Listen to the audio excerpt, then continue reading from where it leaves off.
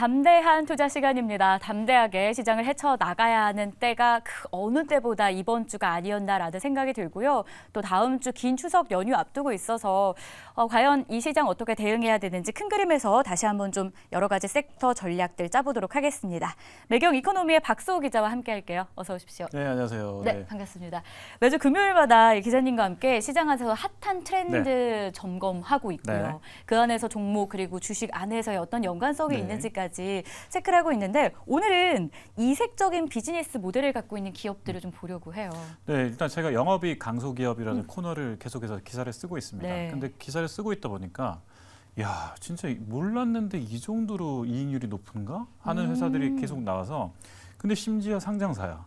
근데 조금 소외돼 있어. 네. 근데 최근에 이제 오를 가능성이 좀 있어. 이런 것들을 좀 들여다봤는데 오늘 3개 종목이 있었습니다. 네. 알겠습니다. 세계도 좀 많이 엄선해서 추리신 게 네네네. 아닐까 이런 생각이 드는데 어떤 종목인가 봤더니 그 첫 번째 우둠지팜이에요. 사실 네. 이 종목은 저희가 이번 주 어떤 다른 코너에서 급등하고 있길래 왜 오르는 건지 좀 다뤄보기도 했었거든요. 네. 어떤 회사를 하는지 영업이익률도 좋다고 하니까 한번 알아볼까요? 일단 우듬지라는 표현이 이제 순 우리말인데 꼭대기라는 뜻입니다. 그래서 이 우듬지의 팜이니까 꼭대기에 있는 팜. 그러니까 세계에 있는 모든 농장 중에 최고봉이 되겠다. 네. 이런 뜻으로 만든 회사라고 하는데요.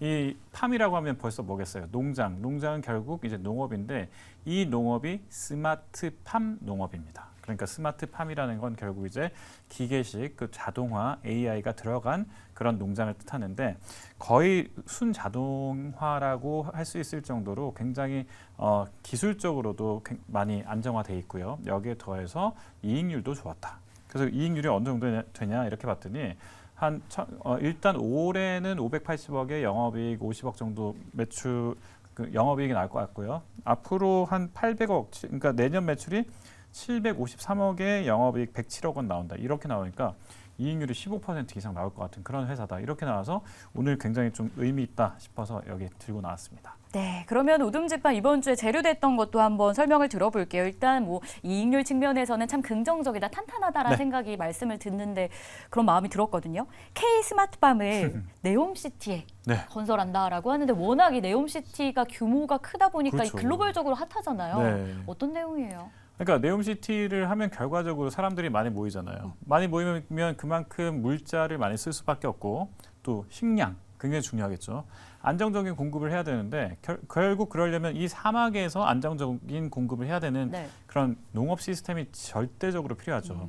그래서 이 우둠지팜으로 실제로 사우디에서 직접 정부에서 연락이 와서 그래서 가서 봤더니 450억에서 480억 규모의 일단 MOU를 체결했다고 합니다. 근데 MOU가 아니라 MOA니까 이 MOA 정도면 앞으로 이제 구체적인 사업을 진행할 수 있을 정도의 구체적인 사안이다. 그래서 금액도 나오고 그러다 보니까 이 우둠지팜에서도 상당히 이제 기대가 크다. 이런데 이게 단순히 농산물 수출이 아닙니다.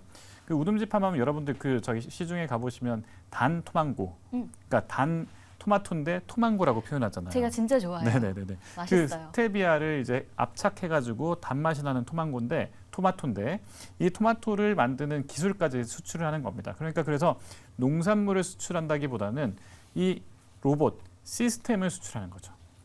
여기가 이제 그래서 중요하고요. 여기에 더해서 베트남이라든지 동남아에서도 지금 기술 이전을 해달라 이렇게 지금 제안이 오기 때문에 그래서 이제 앞으로 이렇게 놓고 보면 야 이게 알고 보면 시스템 수출 회사구나, 소프트웨어 수출 회사구나 이렇게 볼 수도 있는 겁니다. 주가 측면에서도 봤더니 보호예수 물량이 좀 적다라는 부분이 보이더라고요. 이게 주가에는 어떤 영향을 줄까요? 향후 우둠지팜의 주가 방향. 자, 일단 19일에 이제 스펙 상장으로 맞아요. 우리 증시에 지금 나왔습니다. 그래서 증시에 입성을 했는데 스펙 상장을 하다 보니까 스펙 상장을 하면 이제 원래 정식 상장 IPO를 했을 때에 비해서 이제 보호 예수 물량이 좀 적습니다. 왜냐하면 우리 오늘도 뭐 두산 로보틱스 하면 이제 공모주 물량이 있으면 뭐 아무리 많이 받아봐야 뭐 개인은 1.5주 받는다 뭐 이런 이야기 하잖아요. 그러니까 그런 거는 보호 예수 물량까지 다 잠겨 있기 때문에 그런 현상이 벌어지는 건데 우둠지팜이 이제 스펙 상장을 하다 보니까 상대적으로 보호 예수를 해야 되는 물량 자체가 좀 적었습니다. 그러다 보니까 상장을 하게 되면 상장했을 때 기관들이 좀 빨리 팔아도 되는 그리고 개인들도 빨리 팔아도 되는 분들이 조금 했던 거죠. 그래서 출회라는 표현을 합니다. 그래서 이 재무적 투자자들이 좀 출회를 하면서 처음에 올랐을 때에 비해서, 그러니까 증시에 입성했을 때에 비해서는 지금 좀 주가가 밀리는 건 사실이고요. 오늘도 장 초반에 좀 올랐다가 지금 약간 10% 가까이 지금 밀리고 있긴 한데, 이런 이제 그 대규모 물량들이 이제 해소가 되고 나면 새롭게 이제 주가를 또 한번 들여다볼 필요가 있다. 이런 것들이 증권가 판단입니다. 좋습니다. 첫 번째 기업으로는 우둠지팜을 저희가 좀 확인을 해봤습니다. 두 번째도 바로 좀 열어볼까요? 기자님의 이 기사를 제가 네. 미리 좀 확인해보고 왔는데 네네네. 엑셈이라는 기업이에요. 그렇습니다. 와, 이 기업은 IT 회사 중에서 이 서버 먹통을 좀 예방할 수 있는 차원의 그렇습니다. 어떤 매력이 있더라고요. 네, 근데 여기 더해서 지금 오늘도 지금 하고 있죠. 미 상무부, 그러니까 미 상무부의 부장관, 그러니까 맞아요. 돈 그레이브스 미 상무부 부장관이 지금 한국에 와 있습니다. 그래서 지금 우리 산업부 장관하고 지금 계속 회담을 하고 있는데, 이거 중에 하나가 사이버 보안입니다. 그래서 사이버 보안 쪽에 있는 미국 회사들이 대거 한국으로 들어와서 지금 사이버 보안과 관련돼 있는 논의를 강화하고 있는데, 이럴 때 이제 부각되는 회사들이 관련 주들이겠죠. 그런데 지금 뭐 우리 방송 보시면 아시겠지만 엑셈 지금 주가 예쁘죠, 차트. 네. 예. 그렇습니다. 이 예쁜 차트가 벌어질 수밖에 없는 게, 이 보안만 해주는 것이 아니라 사전에 계속해서 이렇게 감시해주는 그런 프로그램입니다. 그러다 보니까 이 서버가 중간에 보통 우리가 뭐 그 무슨 누구 콘서트, 임영웅 콘서트 이러면 막 한 서버에 몰려서 막 다운되고 그러잖아요. 이런 것들을 사전에 예방해주는 그런 시스템을 갖고 있는 회사이기 때문에 장기간 보유하고 장기간 계약을 할 수밖에 없는 거예요. 그리고 재계약을 또 해야 되겠죠.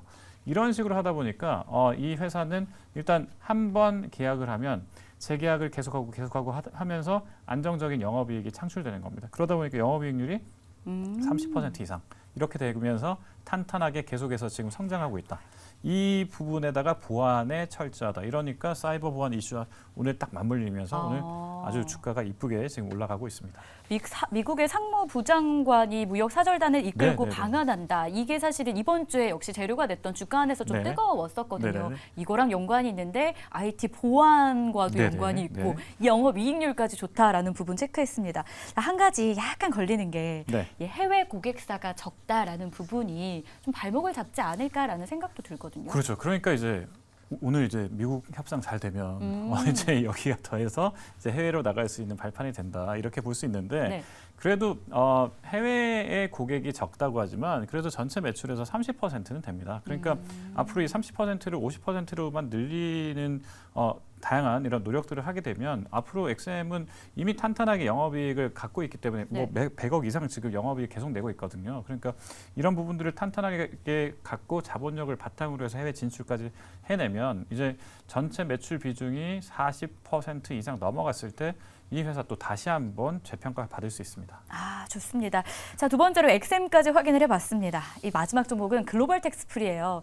이름에서 무슨 사업을 하는지 힌트가 다 들어있는 것 같아요. 네. 중국 단체 관광객 재개로 좀 주목을 받았는데 이 회사 정확하게 좀 소개부터 해주신다면요. 예, 텍스프리가 이제 세금 환급 이런 표현입니다. 그러니까 세금 환급, 우리 면세점 갔을 때 직접 면세점을 공항에서 이용하지 않고 시내 면세점에서 이용하면 맞아요. 그러면 거기서 이제 꼭 공항 가서 환급 받으세요 이렇게 네. 하잖아요. 그럼 환급 받으세요 하러 갔을 때 보통 이제 그 관세청으로 가는 것이 아니라 환급 기계가 있잖아요. 따로 있죠. 그런 기계를 만드는 회사, 그런 시스템을 구축한 회사. 이게 이제 글로벌 텍스프리라는 회사인데 2005년에 설립됐고요. 이게 아시아 최초의 세금 환급 대행 사업자. 그러니까 여기서 보면 이제 그 관광객들이 텍스프리 뭐 아니면 텍스 리펀드 이렇게 사후 면세점 이런 것들을 다니면 거기 다녔던 분들에게 쉽게 이렇게 세금 환급을 해주는 기계며 설비며 시스템을 공급하는 회사다. 이렇게 정리할 수 있겠습니다. 글로벌 시장에서의 흐름은 그럼 좀 어떻습니까? 어쨌든 텍스 프리라는 것 자체가 해외 나갔을 때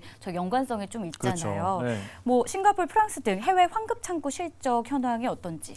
예, 일단은 한국에서만 이 회사가 하는 게 아니라 프랑스랑 싱가포르에도 진출돼 있는 거예요. 그러다 보니까 프랑스, 싱가포르도, 그러니까 우리나라에도 지금 외국인 관광객이 늘어나고 있다. 이거 네. 중요하지만 프랑스, 싱가포르에도 외국인 관광객들이 늘어나고 있다는 소식이 이 회사에는 호재로 작동하는 거예요.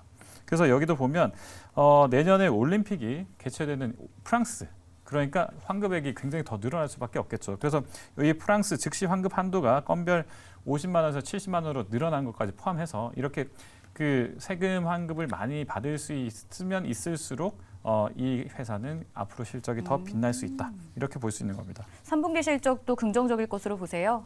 일단은 뭐 당연히 이제 늘어날 수밖에 네. 없는 이유가요. 중국인과 기타 외국인 1인당 소비액이 예전과 다릅니다. 예전에는 좀 적었거든요. 근데 지금은 각각 1.5배에 2배 이상 증가하고 있다. 이게 굉장히 중요하고요. 2024년에 올림픽 있는 것도 중요하고요. 네. 또 세 번째로는 정부가 지금 정책 지원하고 있는데 최저 환급 금액이 지금 계속해서 늘어나고 있다. 이런 부분도 굉장히 중요하고요. 여기에 더해서 뭐 보수적으로만 봐도 2024년, 그러니까 내년이죠. 2024년에는 국내 월 평균 매출액이 57억 원.